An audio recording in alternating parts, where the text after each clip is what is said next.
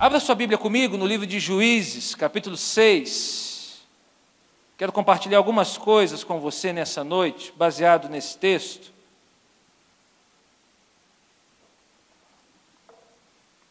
Livro de Juízes, capítulo 6, versos 11 a 16.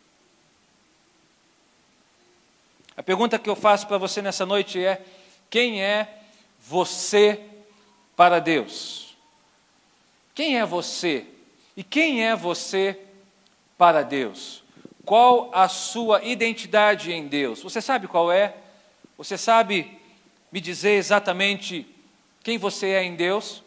Você pode dizer assim para mim: ah, pastor, eu sei, de boa, sei te dizer, rapidamente eu te digo isso. E aí começa a citar vários versículos bíblicos, mas eu te diria o seguinte: é justamente na hora da aflição, na hora do desafio, na hora da batalha, é que nós precisamos saber quem nós somos em Deus, porque essa certeza e essa convicção nos protegerá de qualquer flecha, de qualquer agitação no nosso coração. É a certeza de quem nós somos em Deus que permitirá que a gente passe e supere situações adversas na nossa vida. Foi assim com diversos exemplos na palavra, e eu quero compartilhar com você à luz de Gideão. Eu vou pegar só essa primeira parte da história de Gideão.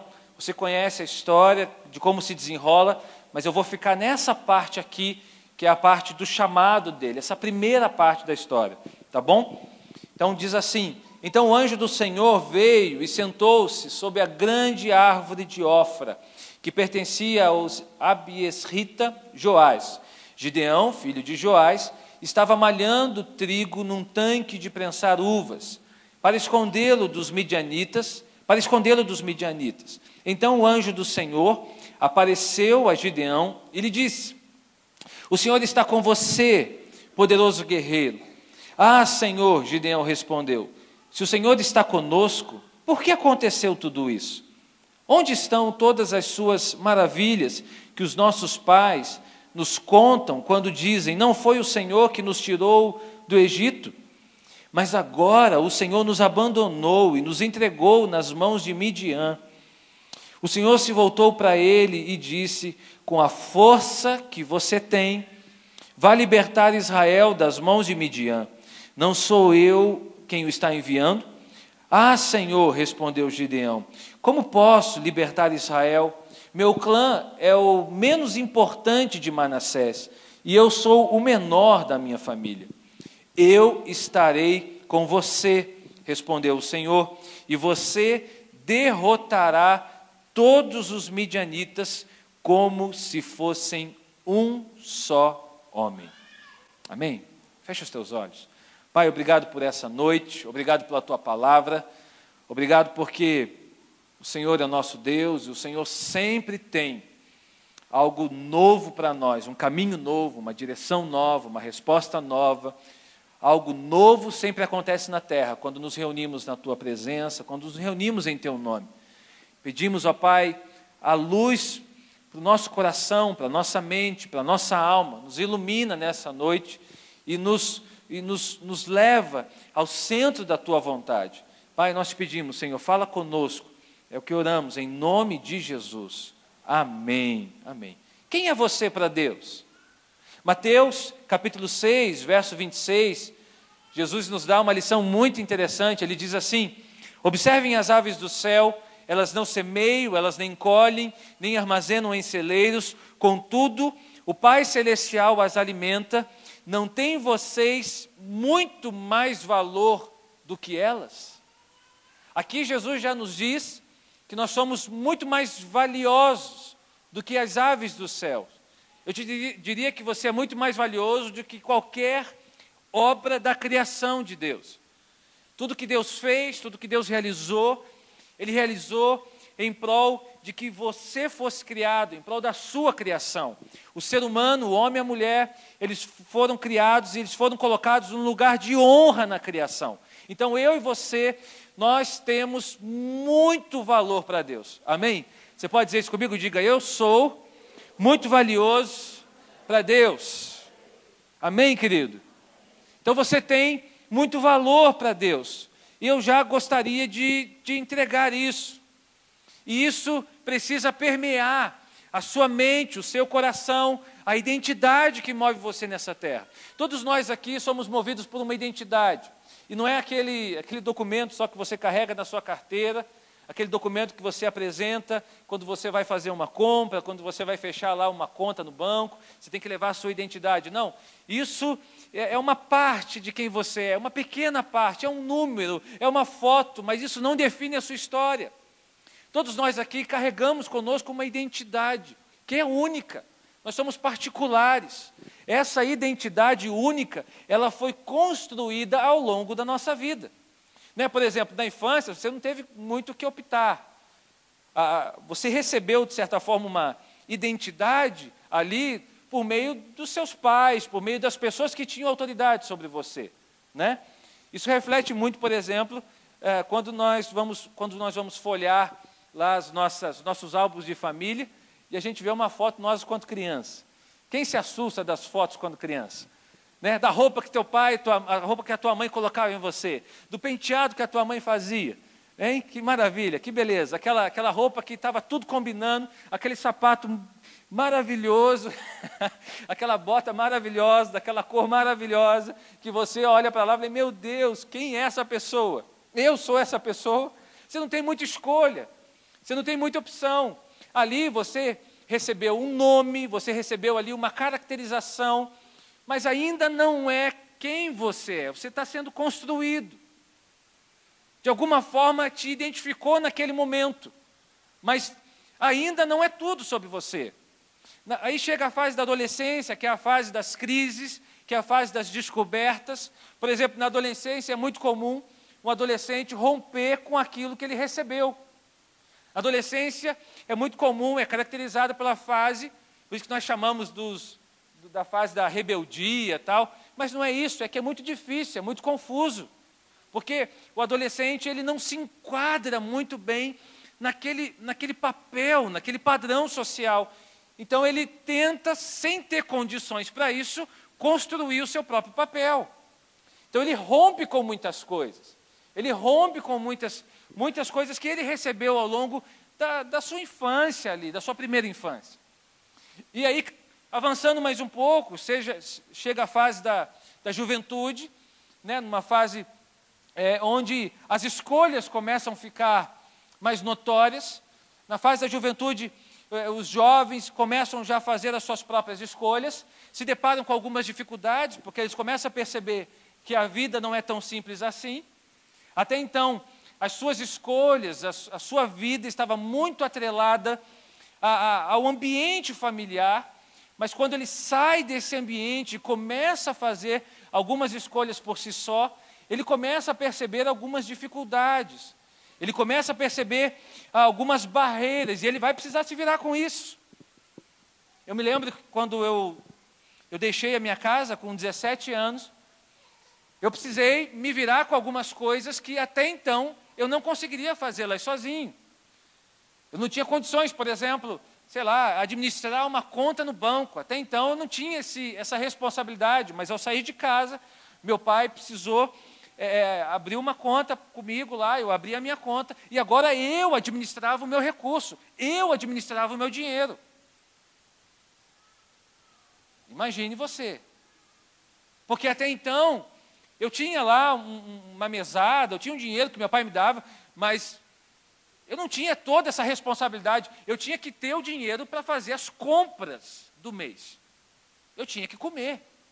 Então eu não podia gastar todo o meu dinheiro no primeiro dia do mês, porque eu tinha um mês inteiro para viver. Isso com 17 anos, imagine se deu muito certo. Tinha mês que eu pedia socorro, não sabia o que fazer. Então, algumas decisões na fase jovem, elas começam a ser cruciais, mas é fruto muito do que você recebeu ao longo da sua vida até aquele momento. Na fase adulta, você vai colher o que você vivenciou na fase da infância, na fase da adolescência e na fase da juventude. Na fase adulta, você colhe. É aquela história do do semear e colher. Ou seja, na fase adulta você já de alguma maneira está com a sua identidade formada, diante de tudo que você viveu, diante de tudo que você passou, e aí junta experiências de vida, histórico de vida, traumas, perdas, alegrias, situações que te promoveram, situações que te desqualificaram, tudo isso vai se juntar na fase adulta, e ali você tem uma identidade, você desenvolve ali escolhas maduras a partir da vivência da sua vida. Isso te faz único, querido. Você tem uma história. Você tem uma história de vida. Você é único, você é particular. Não há ninguém nessa terra igual a você. Muito mais do que os traços da sua mão, a sua história define. A sua história diz quem você é. Ela pode não refletir tudo que você é, mas de alguma forma ela diz quem você é. De alguma maneira você chegou aqui carregado, impulsionado por uma história que é sua, que é particular, e que por mais que você aprenda com outras histórias, por mais que você aprenda com outras pessoas, essa história é sua. Essa história, ela diz respeito à sua vida. Amém? Entenderam isso? Agora, para além, e preste atenção nisso, da sua história de vida, há a identidade de Deus em você. Para além de quem você é, para além do que você viveu, para além do que fizeram com você, ou do que lançaram sobre você, você tem uma identidade que eu chamo da identidade de Deus em você. Entende isso? Isso vai além da tua história. Isso vai para além da sua particularidade. Você tem uma identidade em Deus, que não está necessariamente relacionada com o que você viveu, mas está acima do que você viveu. Não está necessariamente relacionada com o que fizeram com você, mas está acima do que fizeram com você. A identidade de Deus, ela independe das suas experiências de vida. Por mais que as suas experiências modificaram a sua identidade, por mais que as suas experiências traumatizaram a sua identidade, a identidade de Deus em você não muda. Por mais que você tenha sido afetado, traumatizado, por mais que você tenha sido, extremamente pressionado por situações que você viveu até aqui, isso não muda o que Deus pensa a teu respeito. Isso não muda em nada o que Deus projeta sobre a sua vida. Amém? Diga comigo então, eu tenho uma identidade em Deus que não muda. Entende? Porque as coisas mudaram na sua vida, Deus não mudou. Porque as coisas não saíram como você esperava, o que Deus pensa a seu respeito não mudou. Porque você vacilou, Deus não vacila com você. Porque você errou, Deus não erra com você. Porque você vivenciou tragédias, Deus não libera tragédias sobre a sua vida. Porque você não vivenciou sonhos, expectativas no teu coração, Deus em nenhum momento vai desapontar você. A identidade, o ser de Deus em você não muda porque alguma coisa na trajetória da sua vida mudou. Seja por uma experiência difícil, seja por uma perda, seja por uma doença, seja por uma situação traumática, seja por algo que está marcado no teu coração e que você traz até hoje. Querido, em nome de Jesus, nada disso muda o que Deus pensa a teu respeito. Nada disso muda o plano, o projeto maravilhoso que Deus tem com você. Nada disso muda o que Deus já projetou para a tua vida. É muito libertador quando nós deixamos esse papel de nos esconder atrás das nossas experiências e assumimos a identidade de Deus em nós. É muito libertador quando você não diz que você está assim porque você vivenciou isso, mas quando você diz que apesar de você ter vivenciado isso, Deus é o teu sustentador, Deus é o teu idealizador, Deus idealizou a sua vida. É muito libertador quando nós não nos tornamos reféns da nossa história e assumimos o papel que Deus deu para nós. Querido, nenhuma situação, por mais difícil que ela seja, pode tirar o que Deus te entregou. Nenhuma situação, por mais complicada, por mais trágica, por mais difícil que ela seja, pode tirar de você o que Deus mesmo colocou em você. Há uma identidade de Deus em você. Há algo que Deus colocou em você. Não foi teu pai, não foi tua mãe, não foi alguém que você ama, não foi alguém que te ensinou. Foi algo que Deus colocou dentro de você. Algo que Deus colocou. Isso é inabalável. Isso não muda. E é isso que te leva a viver coisas novas diariamente na sua vida. É essa certeza, é esse encontro. A história de Gideão é uma história fantástica, é uma história extraordinária. Ela está localizada no período dos chamados juízes de Israel, que antecedeu o período dos reis. E Deus ali, nessa história, levantava homens, mulheres para governar a nação. Depois de um período de infidelidade, depois de um período de descaso, Deus perdoava e levantava um juiz. E organizava a casa. Passava um tempo, o juiz morria, o povo voltava a ser infiel e bagunçava tudo de novo. O que Deus fazia? Perdoava, levantava um juiz e organizava a casa. E assim por diante. O livro dos juízes é isso. E aqui Deus levanta Gideão num tempo de opressão. Num tempo que Israel estava oprimido pelos midianitas. A Bíblia fala que o povo dos midianitas era um povo incontável, era, sabe, uma nuvem de gafanhotos, era um povo que você não tinha como contar. E estava oprimindo o povo de Israel. Eles semeavam, colhiam, e os midianitas iam lá e devastavam a nação. Nada ficava nas mãos dos israelitas. Imagina a crise, imagina você trabalhando, você produzindo algo na sua empresa, no seu trabalho, você querendo usufruir de algo que você produz, e vem lá um ladrão, vem alguém e rouba aquilo que você com tanto suor produziu. Assim estava mais ou menos acontecendo no povo de Israel.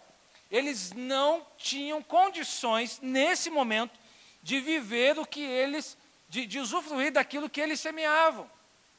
Toda a colheita era devastada pelos midianitas. E não só a colheita, mas a Bíblia fala que os animais eram mortos também.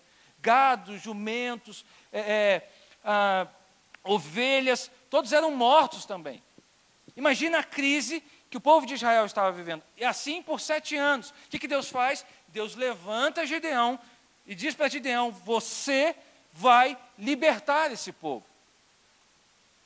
Só que a identidade de Gideão em Deus, ela estava sendo influenciada pela sua identidade particular.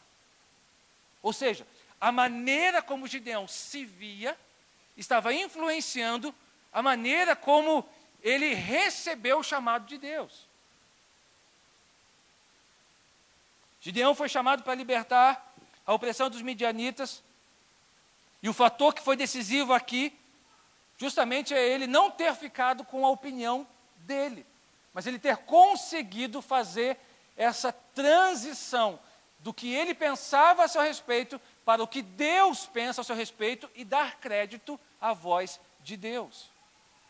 Sabe por quê? Porque muitas vezes a gente não avança na nossa vida porque a gente fica com a nossa opinião e esquece a opinião de Deus. Sabe por quê? Que muitas vezes eu e você não avançamos nas nossas guerras, nas nossas batalhas, não vencemos as batalhas? Sabe por quê? Porque nós ficamos com a nossa opinião. Entre o que Deus pensa sobre nós e o que nós pensamos a nosso respeito, nós preferimos ouvir a nossa própria voz. Nós preferimos ouvir o que nós pensamos sobre nós mesmos. Querido, Deus tem algo a teu respeito, Ele pensa algo sobre você.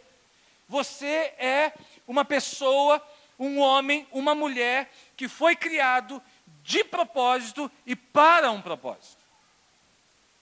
Vou repetir, você não entendeu. Você é um homem, uma mulher, que foi criado de propósito e para um propósito. Amém, querido? Não tem acidentes no reino, não tem acidentes na vida com Deus. Não tem o acaso, a sorte. Você foi criado de propósito e foi criado para um propósito, para um fim, para um destino. E quando você assume a sua identidade em Deus, você consegue viver isso. Mas quando você fica refém da sua identidade, que talvez esteja afetada pela sua história, você não consegue enxergar o que Deus pensa a teu respeito. Querido, em nome de Jesus, nessa noite eu quero de alguma forma te mostrar algumas das ideias de Deus sobre você.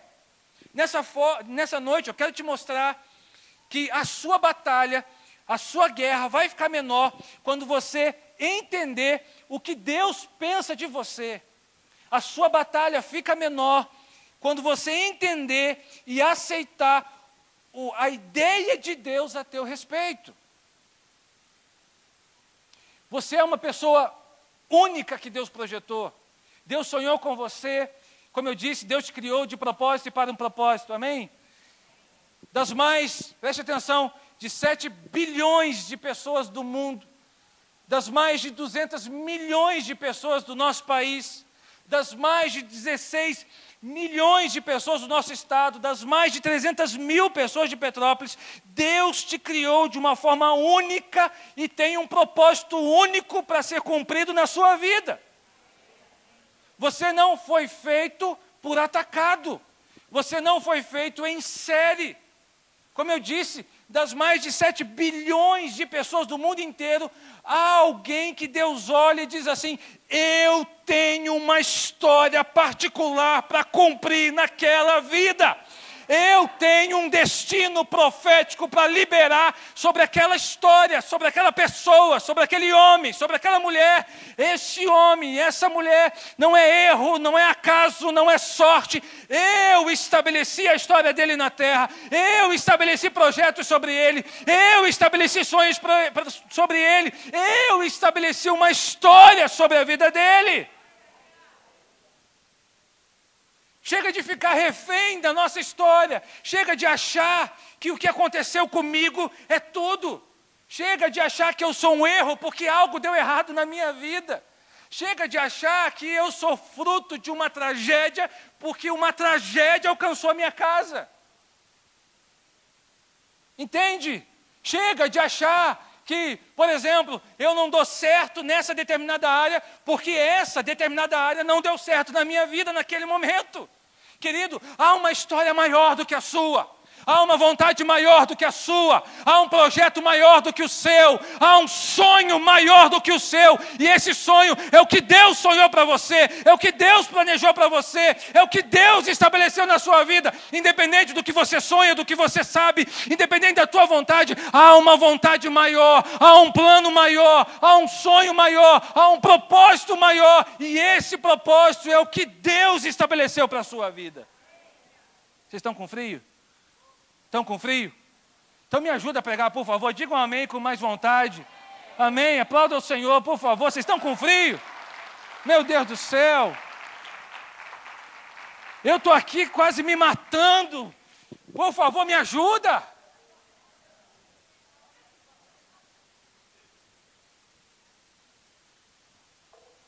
A fé, ela trabalha com um dado que a psicologia não trabalha, que a sociologia não trabalha, que a medicina não trabalha, que é justamente isso, que é o que Deus pensa sobre você. Entende? Não tem um diagnóstico que diga quem você é em Deus.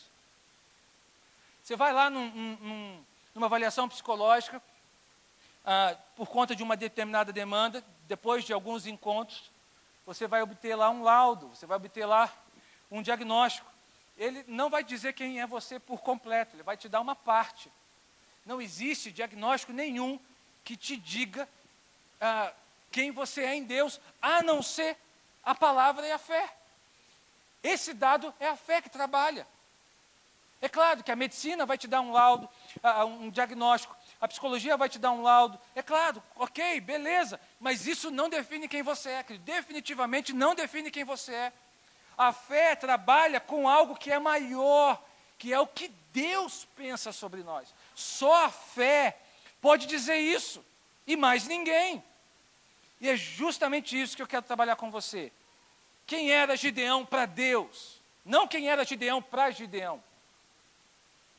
Porque a visão de Gideão estava afetada pela circunstância. Mas quem era Gideão para Deus? Primeiro, em Deus, e aí é para mim e para você também. Em Deus, você é mais do que pensa ser.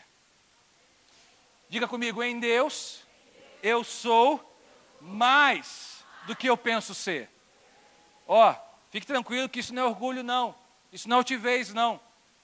Fique tranquilo. Deixa eu te dizer a definição de humildade. A humildade não é pensar menos de si. A humildade é pensar menos em si.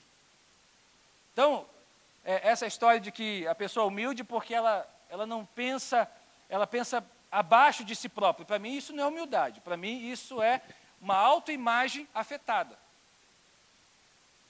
Ok? Humildade é pensar menos em si e não menos de si. Então vamos corrigir os termos. Olha o que diz o verso 12. Então o anjo do Senhor apareceu a Gideão e lhe disse: o Senhor está com você, poderoso guerreiro. Mas olha a visão de Gideão. Olha o que Gideão pensava sobre si. Olha como estava afetada. Por exemplo, a autoimagem que Gideão tinha de si próprio. O verso 15 diz assim: ah, Senhor, respondeu Gideão, como posso libertar Israel? O meu clã é o menos importante de Manassés e eu sou o menor da minha família. Ou seja, diante do que, há uma incongruência aí, diante do que Deus vê e diante do que Gideão vê. Gideão se vê como o menor, mas não porque ele é um cara humilde, eu sou o menor de todos, não é isso não. Ele se vê como menor porque ele não acreditava. Deus o vê como poderoso. Você, Gideão, é um poderoso guerreiro. Gideão responde: como assim? Eu sou o menor da minha família. Eu sou da clã menos importante de Manassés. Percebe como a autoimagem, a identidade de Gideão não estava batendo com a identidade que Deus estava dando a Gideão? Percebe como muitas vezes nós vemos algo que não é o que Deus está vendo? E isso afeta tudo, sabia? Isso afeta, por exemplo, a forma como você se relaciona com Deus. Se você se vê como vítima, você vai se relacionar como vítima. Se você se vê como pobre coitado, a sua relação com Deus vai ser de pobre coitado. Ou seja, Deus sempre vai ser o castigador e você vai sempre ser o pobre coitado que sofre. Percebe como a maneira como eu me enxergo afeta a minha relação com Deus? Então eu não tenho que só mudar a minha imagem, eu tenho que descobrir a imagem de Deus em mim.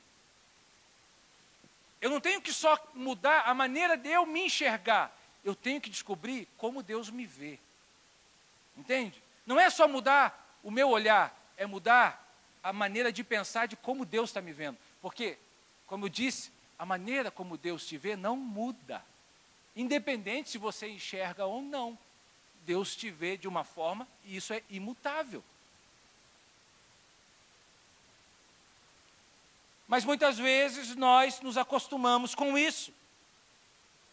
Uma autoimagem distorcida vai gerar uma autoestima distorcida. Autoimagem diz respeito à maneira como você se vê. Autoestima diz respeito à maneira como você vê as suas capacidades. Alguém que se enxerga como algo, sabe, muito ruim, muito limitado, certamente não vai conseguir pensar que vai poder alcançar muitas coisas. A sua autoimagem afeta a sua autoestima. A autoimagem diz respeito a como você se vê. A autoestima diz respeito ao que você acredita onde pode chegar. A sua capacidade, a sua potencialidade. Gideão, ele estava se vendo como o menor. Por isso, ele não acreditava que ele podia libertar Israel. Ok? Ele se via como menor, por isso ele não acreditava que tinha a capacidade de libertar Israel. Mas em contrapartida, Deus estava lá para ele. Você é um poderoso guerreiro. Gideão pensava, eu sou fraco, não vou conseguir. Deus pensava, você é poderoso, eu te ajudarei. Entende como uma coisa é o que Deus vê, outra coisa é o que você está vendo? Cuidado para que você não seja direcionado só por aquilo que você está vendo, querido. Cuidado para que a tua visão não esteja embaçada, distorcida por aquilo que só você está vendo. Porque você ver uma coisa, dá um dado para você, mas o que Deus está vendo sobre isso? O que Deus está vendo a teu respeito? A visão de Deus sobre você é diferente do que você pensa muitas vezes. Vou comprovar isso para você. Salmo de número 8, versos 5 e 6. O salmista diz assim, fizeste-o, falando da gente, no entanto, por um pouco menor do que Deus, e de glória e de honra o coroaste. Deste-lhe domínio sobre as obras da tua mão, e sob os seus pés tudo lhe puseste. Você percebeu a posição que Deus te colocou? Fizeste um pouco menor do que Deus. E, olha só, e de glória e de honra o coroaste. Deste-lhe domínio sobre as obras da tua mão, e sobre os seus pés tudo lhe puseste. Gênesis 1, 26 e 27. Então disse Deus, façamos o homem, a nossa imagem, conforme a nossa semelhança, domine ele sobre os peixes do mar, sobre as aves do céu, sobre os grandes animais de toda a terra, e sobre todos os pequenos animais que se movem rente ao chão. Criou Deus o homem, à sua imagem, a imagem de Deus o criou, homem e mulher os criou. Você percebeu o lugar que Deus colocou você? No texto da criação, Deus nos coloca no lugar de domínio.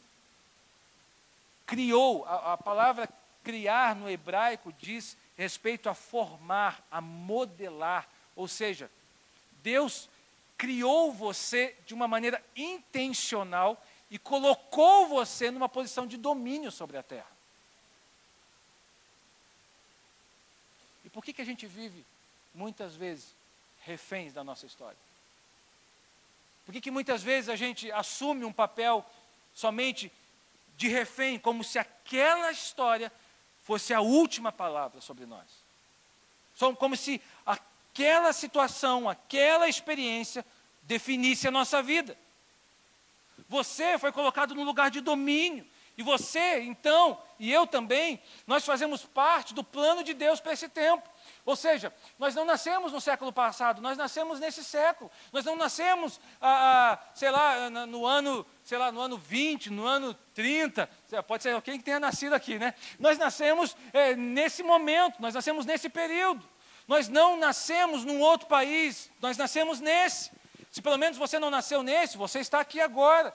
Nós não nascemos numa outra realidade, num outro ambiente, nós nascemos nesse. Por que você acha, então, que você está aqui? Por que você acha que você está nessa noite aqui? Eu creio, querido, que há um plano de Deus para a sua vida nesse tempo. Não é para ser vivido em outro tempo. Se você está nesse tempo, é nesse tempo que Deus vai cumprir coisas na sua vida.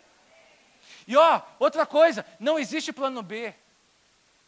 Não existe aquele negócio, mas se não der certo isso, eu faço aquilo. Com Deus, querido, ou dá certo ou dá certo. Com Deus tudo é certo, a sua história é certa. Ele colocou você nessa terra para viver o certo, e porque você já deu certo, Ele vai cumprir planos na sua vida. Não tem plano B, não tem segunda chance. Não tem, mas e as coisas não saírem desse jeito? Não, querido, há um propósito. Há um plano de Deus sobre você. Ainda que as coisas não saiam como você esperava, Deus está no controle. Eu creio muito nisso. Amém? Então, em primeiro lugar, em Deus você é mais do que você pensa. Em segundo lugar, em Deus você tem mais do que imagina ter. Diga, em Deus eu tenho mais do que imagino ter. Olha só, nós estamos falando de identidade de Deus. Verso 14. Não estamos falando de coisas materiais, não. O Senhor se voltou para ele e disse: com a força que você tem, vá libertar Israel das mãos de Midian. Não sou eu quem o está enviando. Você prestou atenção no que Deus diz a Gideão? Com a força que você tem. Ou seja, não é a força que você vai conquistar. Não é a força que está lá no seu futuro. É a força que você tem. Ou seja, a força que eu tenho não é a força que eu conquisto. A força que eu tenho é a força que eu recebo. E recebo de quem? Recebo do Senhor. Do Senhor que é toda a força. Do Senhor que é a força do seu povo. O salmista diz, Ele é a força do seu povo. A força que você tem não é a força que você conquista. A força que você tem é a força que você recebeu. Amém, querido? Então, entenda uma coisa. Você já tem o que você precisa. Você já tem o necessário para enfrentar toda e qualquer situação adversa na sua vida. Já está disponível para você, porque o próprio Deus já garantiu isso para você. Você pode não ver agora, você pode não sentir agora, você pode não estar enxergando nesse momento, mas já está disponível para você. Toda a força que você precisa, tudo que você necessita, já está disponível para você. Pastor, me prova isso, por favor, fala comigo de uma maneira mais clara. Eu vou te dar um texto. Segunda carta de Pedro, capítulo 1, verso 3, diz assim: seu divino poder nos deu todas as coisas de que necessitamos para a vida. Entende? Seu divino poder nos deu todas as coisas que necessitamos para a vida. Diga comigo, tudo é tudo. Não falta nada, fala. E por que a gente está correndo atrás de um monte de coisa? Por que a gente sai por aí, às vezes, reclamando que não tem nada, que está faltando tudo, que a gente não tem condições de vencer isso, de superar isso? Como eu disse, você pode não estar vendo, mas dizer que não tem condições é mentira, porque já está disponível para você. A palavra está dizendo isso, não sou eu. Efésios 3:20, aquele que é capaz de fazer infinitamente mais do que tudo que pedimos ou pensamos, de acordo com o seu poder que atua em nós. Entende? O poder de Deus não está fora, o poder de Deus está dentro. Ele atua em você e através de você e te leva a viver infinitamente mais do que você pensa ou do que você pede. As nossas orações mudam quando essa chave vira. Eu paro de ser um pedinte que se coloca diante de Deus como alguém que não tem nada e passo a ser um satisfeito como alguém que está diante de Deus, mas que já recebeu tudo. Entende? Eu mudo a minha oração muda, a minha visão muda. Já que a minha visão mudou, viu? Misericórdia, irmãos. Finge que você não está vendo. A minha visão mudou. Entende? Bill Johnson diz o seguinte, olha que interessante: o inimigo usa mentiras para fazer com que os problemas pareçam maiores do que as soluções que carregamos. Diga comigo, eu já carrego a solução. Amém? A solução está em você, querido. Toda palavra, toda revelação, todo poder, toda direção, toda provisão já está liberada sobre a sua vida. O próprio Deus, que é o Senhor provedor, que é o Senhor da força, que é o Senhor do escape, que é o Senhor da porta que se abre, Ele já está liberando sobre você, já está disponível, já tem diante de você, basta você acessar os recursos espirituais disponíveis. Amém? É como Jesus que pega os 5 pães e os 2 peixes e agradece para alimentar 10.000 pessoas. Naturalmente falando, 5 pães não alimenta 10.000 pessoas. Entende? mas a visão tem que ser espiritual e não natural. O que Jesus está dizendo para os discípulos? Nós já temos os pães para alimentar a multidão, não precisa ir comprar. Nós já temos. Onde eles estão, Senhor? Aqui, ó. 5 pães e 2 peixes. Agradeça e distribua. Uau! Meu Deus! Que maneira de viver! Que maneira de viver! Eu paro de ser o coitadinho da história. Eu paro de ser aquele que vive rastejando. Eu paro de ser aquele, sabe, que vive pedindo. Eu paro de ser aquele que, sabe, mas não tem ninguém para me ajudar, para me colocar no tanque, como diz lá o paralítico de Betesda. E Jesus diz assim, mas eu não estou perguntando, eu não estou dizendo que não tem ninguém para te colocar, eu não estou perguntando isso, eu estou perguntando se você quer ser curado, porque a cura já está disponível, eu já estou aqui, eu estou diante de você. E quantas nossas orações, queridos, quantas nossas orações refletem a motivação do tanque, lá do paralítico do tanque. A gente fica para Deus assim, perguntando, Senhor, mas não tem nada, eu não estou vendo nada, não tem ninguém, não tem solução para o meu caso. Deus está dizendo, como assim não tem solução? Eu estou aqui, eu sou a solução, eu sou o escape, eu sou a provisão, eu sou a cura, eu sou a alegria, a minha presença sustenta você. Meu Deus! Muda tudo. Gideão está dizendo assim, eu sou o menor. Eu sou o menor da casa dos meus pais. Nós somos da família mais simples de Manassés. Não tem jeito. Deus está dizendo, eu vou com você. Você tem muito mais do que você pensa que tem. Basta você acessar os recursos disponíveis para você. Eu termino com a terceira verdade. Em Deus, você não está sozinho em suas lutas. Diga comigo, em Deus, eu não estou sozinho nas minhas lutas. Olha a revelação do verso 16. Olha o que Deus diz para Gideão.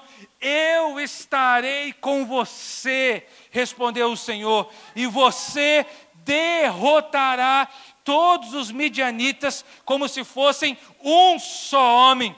Querido, eu uso essa palavra para profetizar sobre a sua vida. Deus está dizendo para você hoje, eu estarei com você, e com um só golpe você derrotará os teus inimigos. Qual é o nome do teu inimigo? Qual é o nome da tua batalha? Qual é o nome, qual é a proporção? O que aflige a tua alma nessa noite? O que aflige a sua história? O que de alguma forma mancha, marca, traumatiza a tua identidade? Em nome de Jesus, Deus está dizendo, independente do que aconteceu, independente do que fizeram com você, eu estarei com você e te ajudarei, te impulsionarei, escreverei uma nova história sobre a sua vida. Você não será conhecido pela sua marca, você será conhecido pela minha bondade.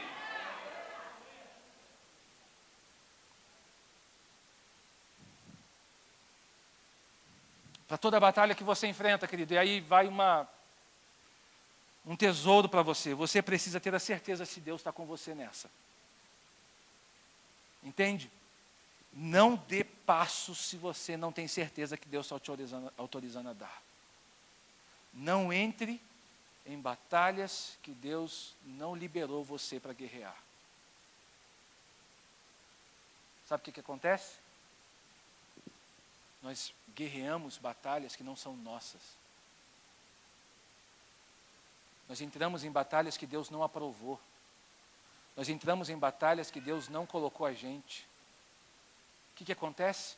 Cansaço, esforço e nada sai do lugar.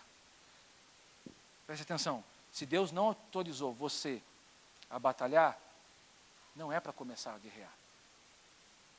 Não dê passos se Deus não autorizou você a dar. Não estabeleça alianças se Deus não autorizou você a estabelecer. Êxodo 33, 15 e 16. Então Moisés respondeu, se não fores com o teu povo, não nos faças sair deste lugar. Como é que os outros povos poderão saber que estás contente com o teu povo e comigo, se não fores conosco? A tua presença, olha o que ele diz, a tua presença é que mostrará que somos diferentes dos outros povos da terra.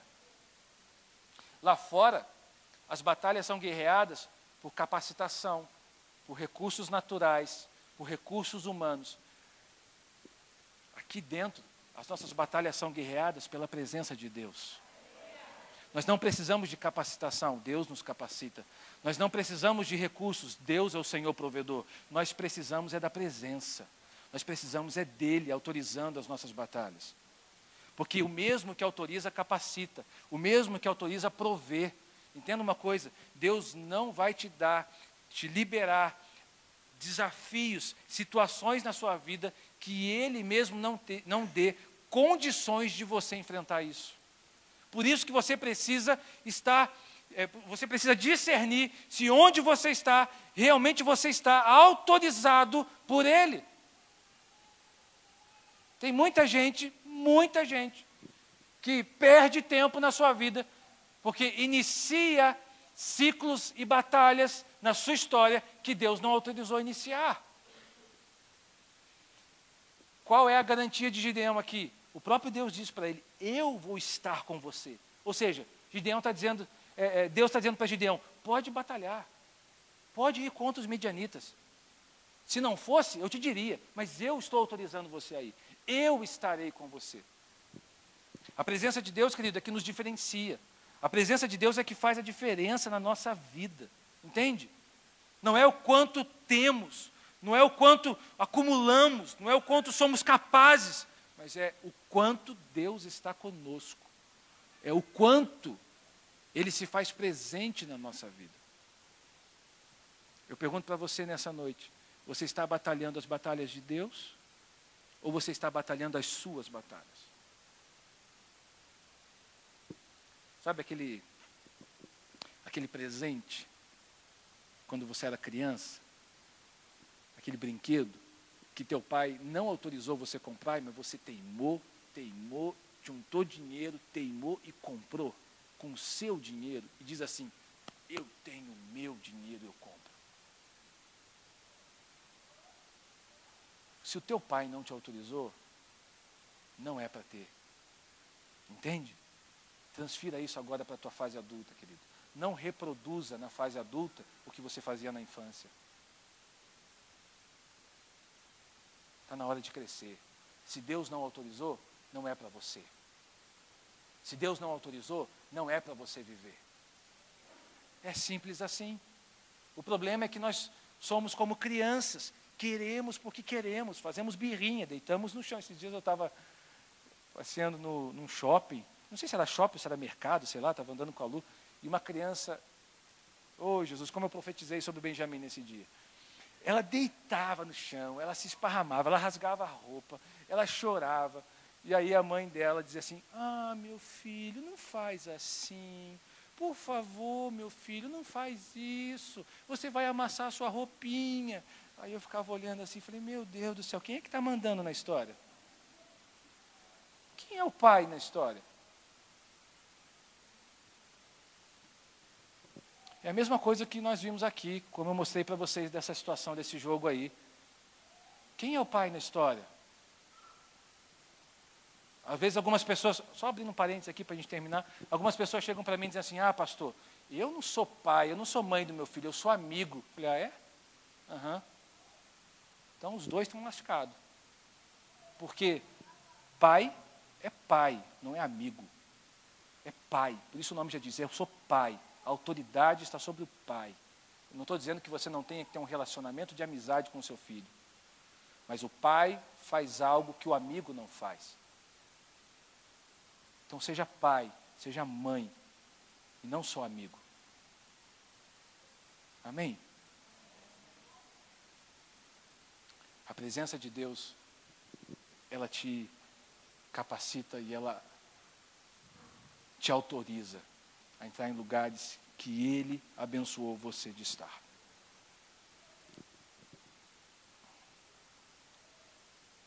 Vamos ficar de pé? Estamos terminando.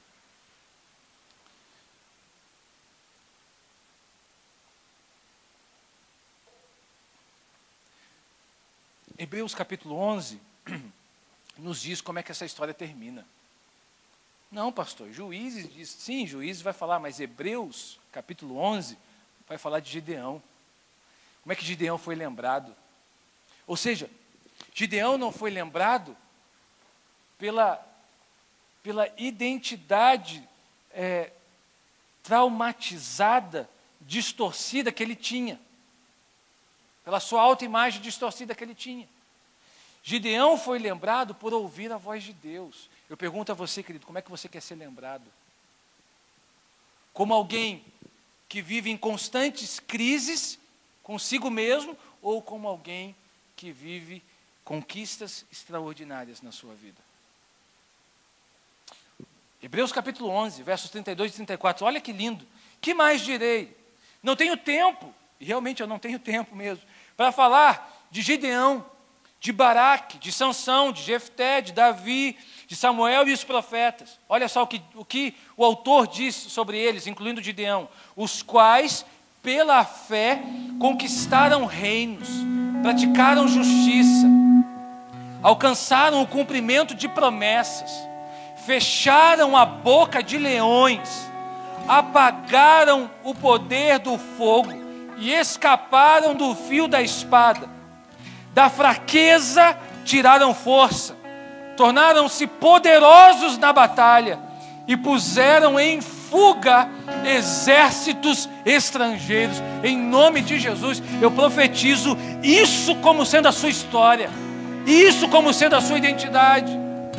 Tiraram força da sua fraqueza, tornaram-se poderosos na batalha e puseram em fuga exércitos estrangeiros. Jeremias 29, Deus vai dizer, porque sou eu que conheço os planos que tenho para vocês, diz o Senhor. E olha, no final ele diz o seguinte: planos de fazê-los prosperar e não de lhes causar dano, planos de dar-lhes esperança e um futuro. Querido, em nome de Jesus, há um futuro para você. Talvez não foi até agora. Pastor, tudo que eu imaginava viver nesse ano eu ainda não vivi. Pergunta a você, o ano já acabou? O ano já acabou? Não. Nós temos aí 3 meses pela frente. Nós temos alguns meses pela frente ainda. O que Deus não fez em 9 meses, Ele pode fazer em 3, querido. O que Deus não fez em 9, Ele pode fazer em um dia. A grande questão não é essa. A questão é como você vê a sua história em Deus. Como você vê a sua vida em Deus.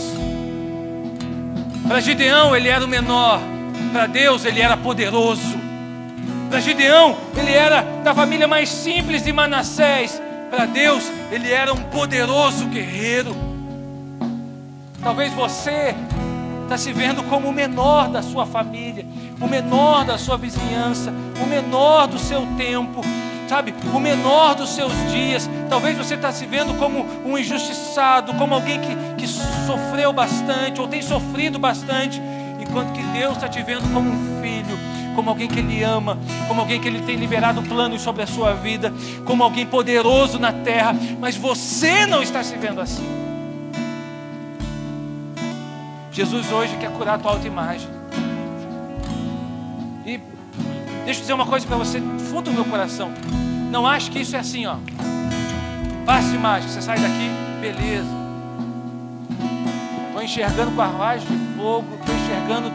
Não. Sabe como é que a gente cura a autoimagem? Isso aqui, ó. Entre o que você pensa e o que você projeta, acredite no que Deus projetou sobre você. Entre o que você acha e o que você pensa, acredita no que Deus escreveu sobre você. Sabe como é que você cura a sua identidade? Aqui, ó, olhando para a palavra. Sabe como é que você cura a sua identidade em Deus? É acreditando no que Deus escreveu sobre você. Essa história aqui, querido, é a sua história. Não é a história de homens e mulheres de um passado distante. Não é a história de um livro que está defasado e não se cumpre mais nada. Não, essa história aqui é a sua história de vida e de propósito. Mas enquanto você não acreditar nisso, você vai continuar refém da sua história. Você vai continuar achando que tudo aconteceu contra você, que tudo aconteceu para destruir você, que as coisas vão de mal a pior na sua vida, quando na verdade tem uma história sua linda, que está escrita aqui, que talvez você precise descobrir. Quero orar por você nessa noite.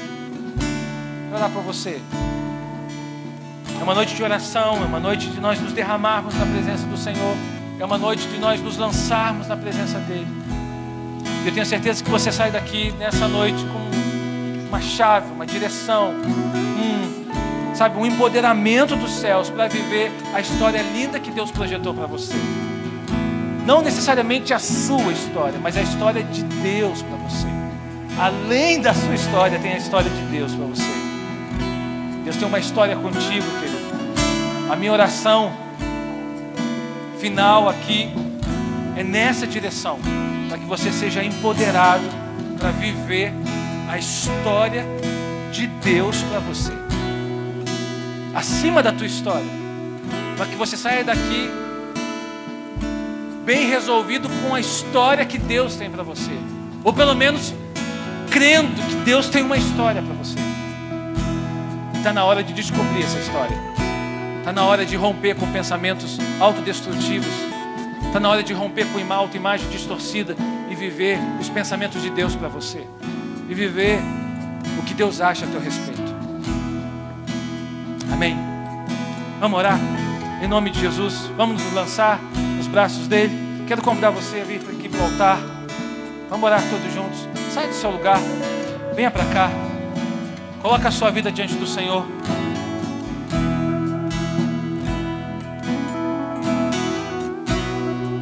Se derrama. É o teu momento com Deus. Não fica pensando do outro. Não fica pensando, não, querido, é a tua história, é o teu momento com Deus. Esse é o momento que você não pode deixar passar. Assim como Gideão não deixou passar. Ele tinha dificuldades, ele tinha os inimigos. Ele agora teria que sair da sua casa, certo do que Deus achava, para combater os midianitas. Não pense você que os midianitas foram destruídos automaticamente. Não, não, Gideão saiu da sua casa, convicto do que Deus tinha para ele, convicto de quem ele era em Deus. E aí sim, com 300 homens, ele derrota um exército incontável. E aí sim, com 300 homens, ele marca uma geração, ele marca uma história. Querido, em nome de Jesus, Deus tem uma história para você. Deus tem uma história para a sua vida. Você não é pequeno demais, você não é insuficiente demais, você não é incapacitado demais. Você é quem Deus quis que você fosse. Você tem uma história em Deus e Deus tem uma história contigo. Os recursos que você precisa já estão disponíveis para você. Toda a revelação que você precisa já está disponível para você. Toda a ferramenta que você precisa já está diante de você. Assuma a história de Deus para a sua vida nessa noite. Assuma a história que Deus tem com você, querido. Em nome de Jesus. Senhor, alcança, Senhor, o íntimo do ser dos teus filhos, das tuas filhas. Senhor, em nome de Jesus, que nessa noite o Senhor comece a curar a nossa identidade no Senhor. Independente do que a gente tenha vivenciado até aqui, independente da nossa história, há uma história do Senhor para nós. Há uma história que o Senhor quer cumprir na nossa vida. Há um propósito que é muito maior do que as nossas dores. Há um propósito que é muito maior do que as nossas batalhas. Talvez aqui alguém entre nós foi rejeitado, foi abusado na sua infância. Talvez aqui alguém entre nós foi colocado de lado, sofreu rejeição por parte dos seus progenitores, foi colocado de lado, tem uma história difícil, mas em nome de Jesus, nessa noite, nós declaramos que a tua história é maior do que a nossa história particular. Nós declaramos que os teus sonhos são maiores, que os teus pensamentos são maiores, que a tua vida é maior. Nós declaramos na força de Gideão. Assim como foi com Gideão, será com a gente. Assim como foi com Gideão, nós também venceremos e viveremos o melhor do Senhor nessa terra. Em nome de Jesus, Senhor, que todo pensamento autodestrutivo seja em nome de Jesus substituído nesse momento pelos pensamentos de paz que o Senhor tem a nosso respeito. Que todo plano autodestrutivo seja substituído pelos planos de esperança que o Senhor tem ao nosso respeito. Senhor, em nome de Jesus, nessa noite, gera no coração, na alma, na mente, no íntimo dos teus filhos nesse lugar, algo novo, história nova, chaves novas, caminhos novos, pensamentos novos, vida nova, mentalidade nova. Nós não somos reféns, nós somos autores com o Senhor. O Senhor é que direciona a nossa vida. O Senhor é que direciona a nossa história. Não é porque algo não deu certo que nós não somos, ó Deus, fruto da Tua vontade. Não, Senhor. Não é porque algo deu errado que nós somos um erro. Não, Senhor. Nós declaramos nessa noite a Tua história acima da nossa história. Nós declaramos nessa noite a Tua vontade acima da nossa vontade. Em nome de Jesus, nós saímos daqui, Senhor, com o cajado, com a autoridade, empoderados para viver a Tua história em nós. Nós saímos daqui, Senhor, empoderados para viver os Teus sonhos em nós. Saímos daqui como Gideão, certo da batalha, mas certo de que o Senhor está conosco. Certo do inimigo, mas também convicto de que o Senhor está conosco.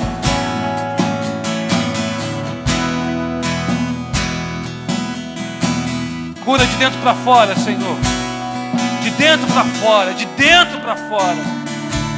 Muda o quadro de dentro para fora.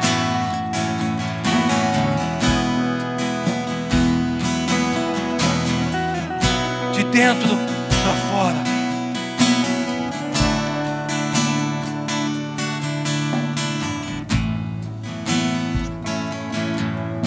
Levante tuas mãos aos céus.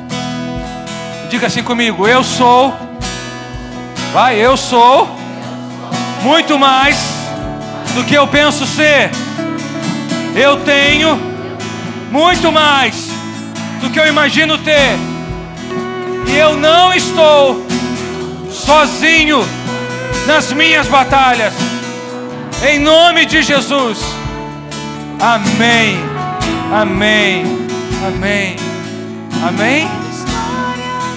Vamos terminar aqui mesmo. Feche os teus olhos mais uma vez. Obrigado, Jesus, pela Tua palavra. Obrigado pela Tua presença entre nós. Obrigado porque em todo lugar que o Senhor se manifesta, se faz presente, algo novo acontece. Nós cremos que algo novo aconteceu na terra, porque o Senhor liberou coisas especiais do céu a nosso respeito. Verdades especiais do céu a nosso respeito foram liberadas sobre nós. Leva o Teu povo na Tua paz, leva o Teu povo em segurança. Pai, que ao longo dessa semana nós possamos vivenciar tudo que o Senhor tem para nós. Tudo que o Senhor tem para nós. Nós oramos em nome de Jesus.